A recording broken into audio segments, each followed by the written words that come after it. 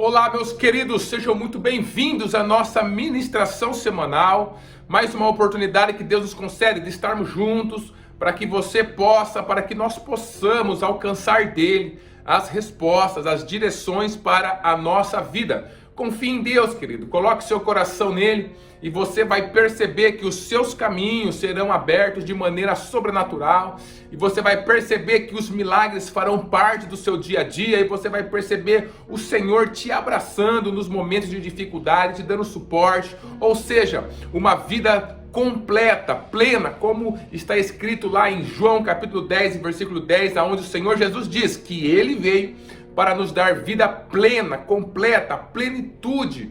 E o Senhor quer dar isso a você, Ele quer trazer essa verdade para a sua vida. E essa ministração é mais uma pecinha dentro desse quebra-cabeça, é mais uma oportunidade, é mais uma ferramenta que o Senhor te dá para que você possa viver essa vida plena. Então abra seu coração, porque eu quero, nesse mês de junho, trabalhar com você duas parábolas que estão ali em Lucas capítulo 18, e nós vamos falar um pouquinho numa nova série, a oração que Deus ouve.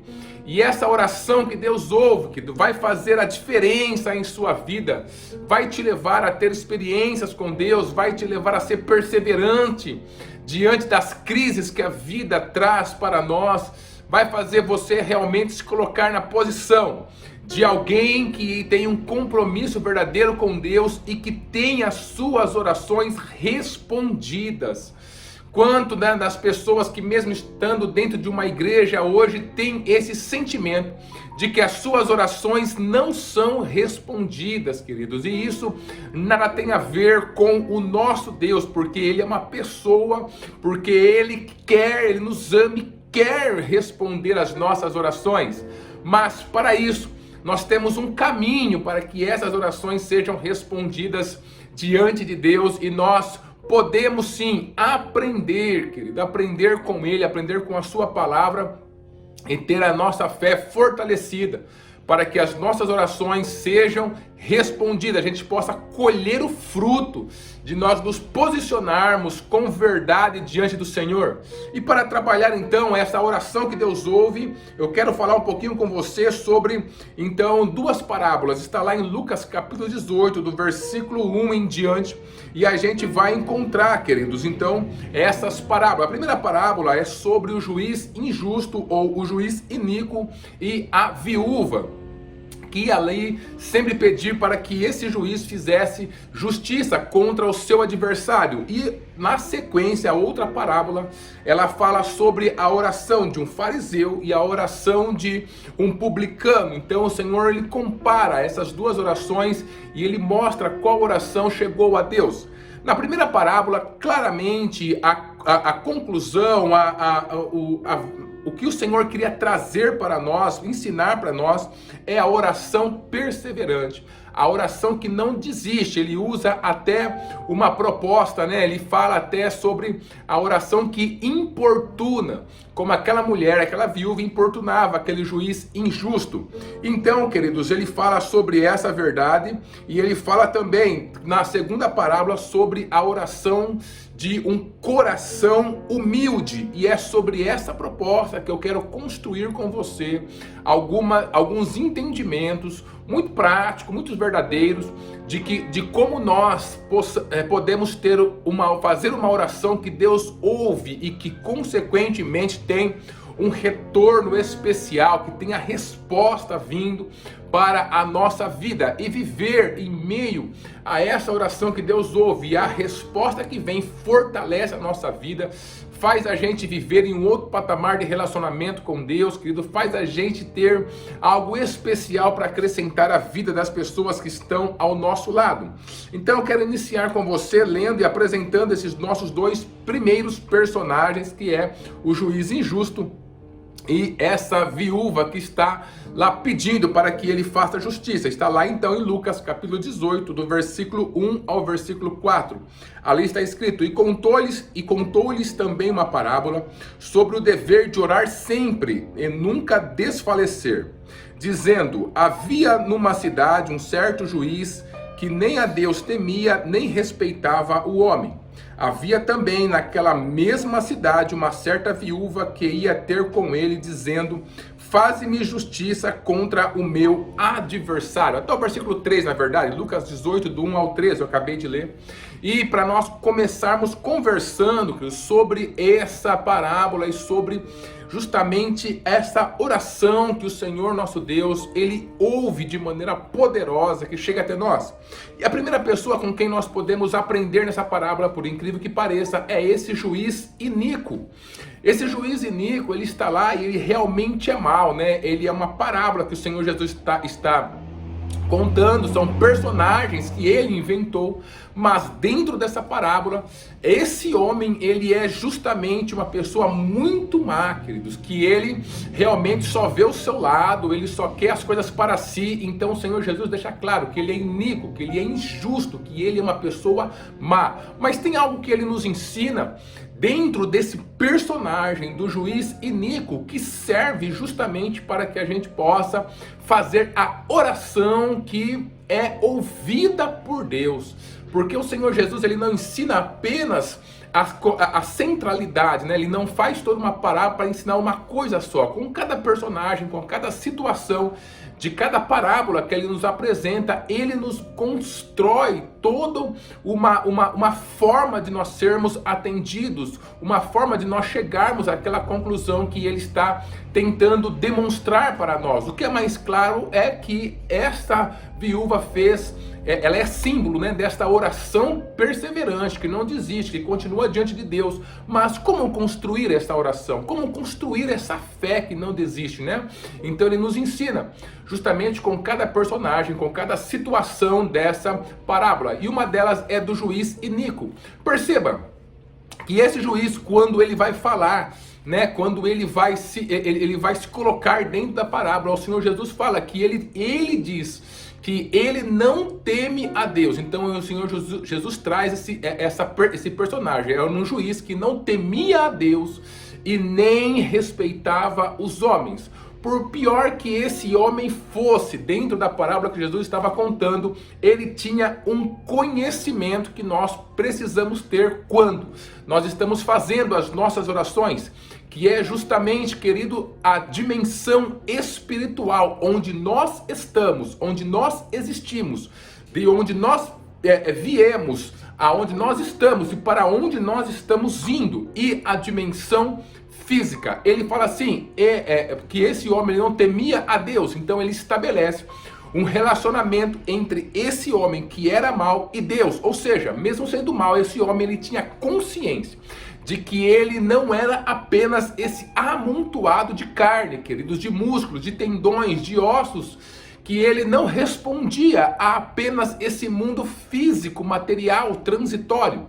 Eu tenho falado muito sobre essa questão dentro das minhas ministrações, dentro dos devocionais e tudo que eu tenho levado para você diante de algum tempo.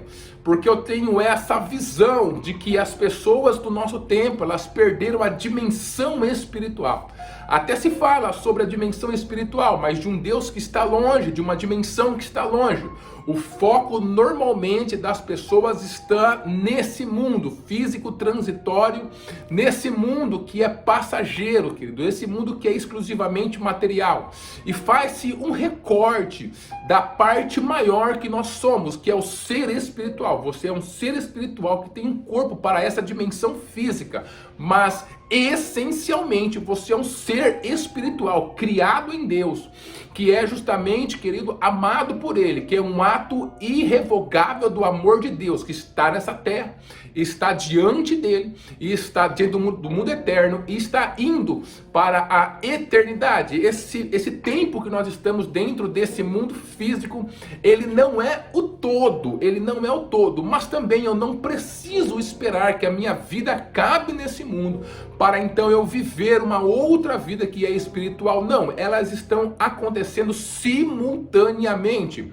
Tudo aquilo que eu faço dentro desse mundo físico, material, passageiro, tem uma correspondência no mundo eterno, queridos. E é justamente trazer esse foco para o mundo eterno que é a luta que o Senhor colocou dentro do meu coração para que eu possa compartilhar com as pessoas.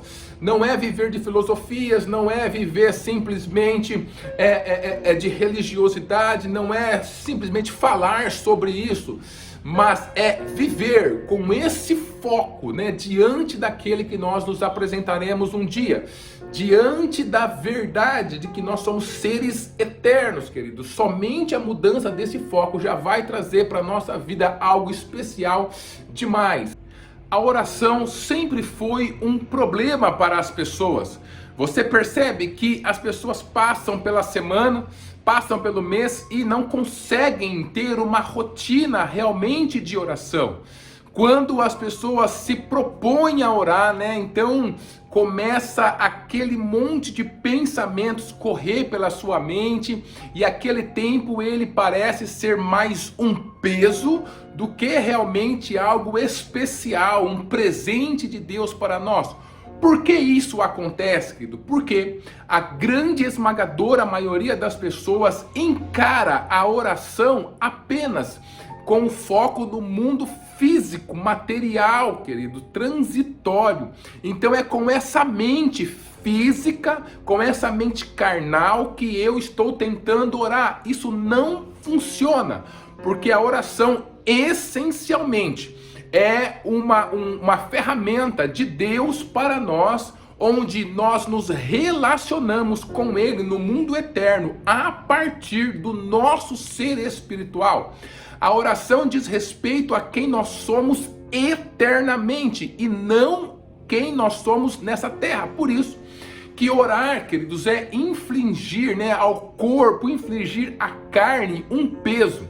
E quando as pessoas apenas têm a dimensão do mundo físico estabelecido na sua mente, todas as vezes que a pessoa se ajoelhar para orar, que a pessoa fechar os seus olhos para orar, primeiro, vai ser uma luta, porque a carne não quer, não foi feito para a carne, a oração não foi feita para a carne, então ela não quer, é uma ferramenta da qual ela não precisa, ela não tem sinergia com essa ferramenta. É a mesma coisa que, por exemplo, eu pegar você e você sem nenhuma aptidão, eu colocar você para dar aula, por exemplo, nenhuma aptidão médica, eu colocar você para cuidar então de doentes dentro de um hospital. E você imagina o que ia acontecer com você se você fosse confinado a fazer alguma atividade que não é a sua aptidão, que você não gosta? Com certeza não seria um trabalho com excelência, com certeza o trabalho seria um peso, levantar todas as manhãs para ir para um trabalho que nós não temos aptidão, que nós não gostamos, que nós não temos sinergia alguma, chamada e propósito algum, é um peso na nossa vida, queridos. Pode dar o salário maior para a gente, mas a gente vai fazer algo muito abaixo do que nós poderíamos fazer se estivéssemos vivendo algo realmente com a nossa aptidão total. Então eu trago essa figura para você entender como funciona a oração e como a maioria das pessoas entende a oração.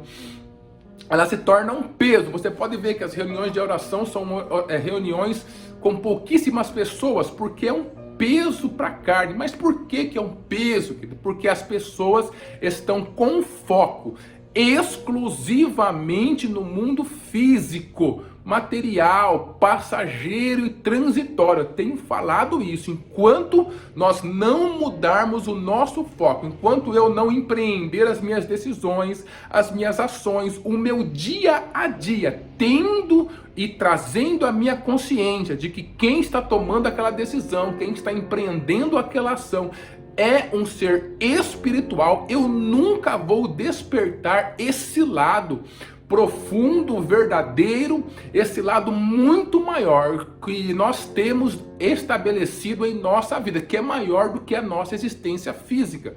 E enquanto eu não despertar esse lado, a oração não fará sentido em minha vida. Primeiro, vai ser difícil encontrar algum espaço na minha rotina. Quando eu começar a orar, não virá palavras, eu vou fazer aquela oração bem pré-forma, né, que falam, pró-forma, e aí já vou ficar sem palavras.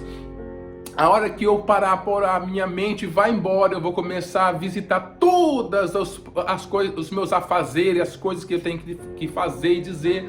E isso não vai gerar, pelo contrário, eu vou sair sempre com aquela, eu tenho que orar, meu Deus, como é difícil. Então sempre vai ser um peso. O inimigo, ele quer justamente isso. Ele tem conseguido colocar a grande e esmagadora parte das pessoas, querida, a maioria das pessoas encara a oração como um peso, um rito que eles são obrigados a fazer, que eles se obrigam a fazer. Mas por que isso acontece? Porque, mais uma vez, a oração nada tem a ver com a carne, não é para a carne. A carne, ela quer simplesmente se mover dentro desse mundo físico, ela foi feita para se mover dentro desse mundo físico, e caída ainda, ela quer justamente os instintos, as coisas piores desse mundo físico. Agora, a oração é uma ferramenta de Deus, de relacionamento com Deus. Então eu posso aqui racionalizar e te trazer os benefícios da oração. Eu vejo até pessoas falando sobre benefícios ao corpo, à mente, como uma forma de trazer essa consciência para as pessoas.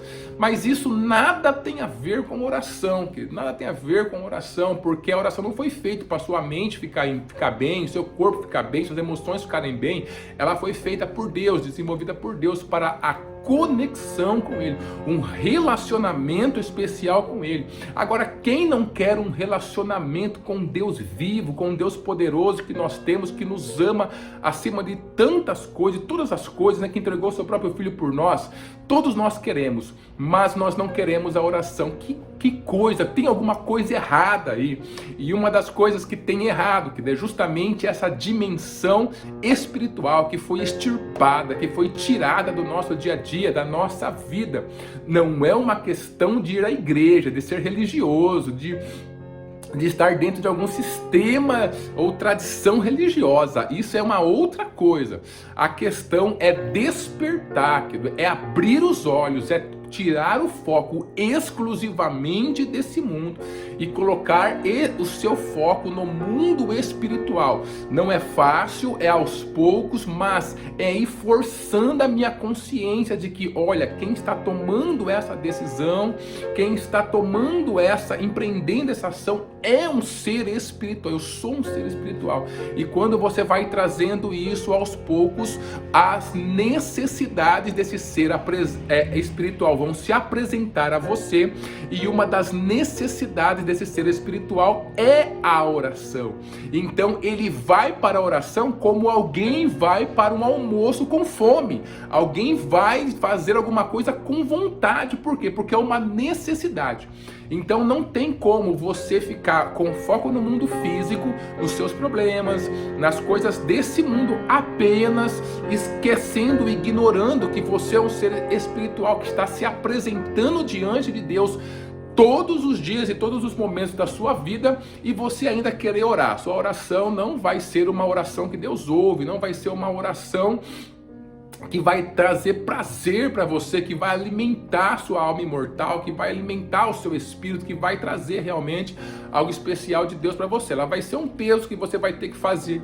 E aí, se você é uma pessoa muito firme, quando você acaba de fazer, de cumprir esse peso, você fala, graças a Deus, estou livre, agora eu posso tocar o meu dia. Não é assim, querido.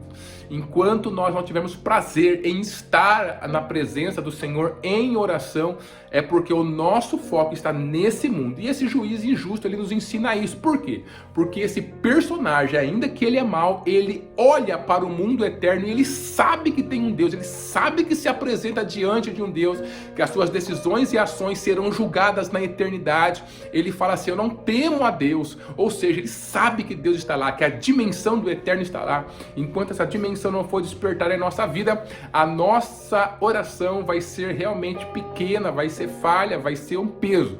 Mas quando essa dimensão for despertar em nossa vida, a oração será uma necessidade.